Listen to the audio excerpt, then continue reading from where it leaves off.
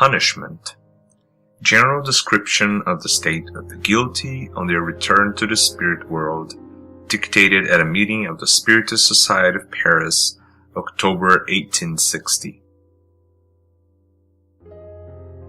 Wicked, selfish, obstinate spirits are given over, immediately after death, to harrowing doubts in regard to their present and future destiny. They look around them, as they do not at once perceive any object on which to wreak their evil tendencies. They are seized with despair, for isolation and inaction are intolerable to evil spirits. They do not elevate their sight to the areas inhabited by the pure spirits. They next begin to examine more carefully the surroundings amidst which they find themselves. They soon perceive the prostration of the weaker spirits who are undergoing punishment, and they attach themselves to these as to a prey, arming themselves against them with the memory of their past misdeeds, of which they remind them incessantly by mocking vultures.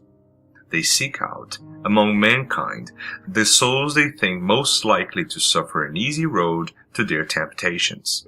They take possession of such, stimulating their cupidity, striving to extinguish their faith in God, until, having obtained the mastery of their conscience, they draw them into every sort of evil. The backward spirit, who is thus able to exercise his malice, is almost happy. He only suffers when he is unable to act, or when his efforts are frustrated by the action of superior spirits. Meantime, centuries succeed centuries. The evil spirits at length find himself suddenly invaded by darkness. His circle of action closes around him like a prison. His conscience, hitherto passive, pierces him with its torturing stings. Inactive and carried away by the whirlwind of regrets and apprehensions, he wanders aimlessly, with hair bristling from fright as per the Scriptures. Presently, a sense of emptiness pervades his being. A frightful void seems to yawn around him. The moment for commencing his expiation has come. Reincarnation stares him in the face. With all its horrors, he beholds, as in a mirage, the terrible trials to which he is about to be subjected. He would fain shrink back, but he is drawn outwards by a force superior to his own, hurtled down into the yawning abyss of fleshly life.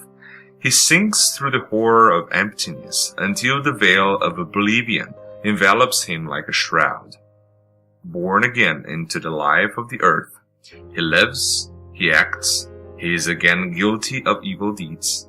He is tormented by vague reminiscences that he cannot account for, by fitful presentiments that make him tremble, but that do not yet suffice to induce him to quit the path of evil. Extended on a prison couch or on a luxurious bed, the dying reprobate becomes aware, under his seeming unconsciousness, of a whole world of forgotten thoughts and sensations that are coming to life and moving within him. Under his closed eyelids, he sees a light that is not of earth. He hears strange sounds. His soul, about to quit his body, is uneasy and agitated. His stiffened hands clutch vainly at the coverings under which he is lying. He tries to speak. He would fain shriek to those about him, "Hold me back! I see chastisement!" But the power of speech no longer exists for him. Death settles on his pallid lips, and those about him whisper, "He's at rest." Georges. A truer, more eloquent, more terrible picture of the fate of the evildoer was never drawn. Is there any need of adding to the horrible sufferings thus portrayed the phantasmagoria of material flames and physical tortures?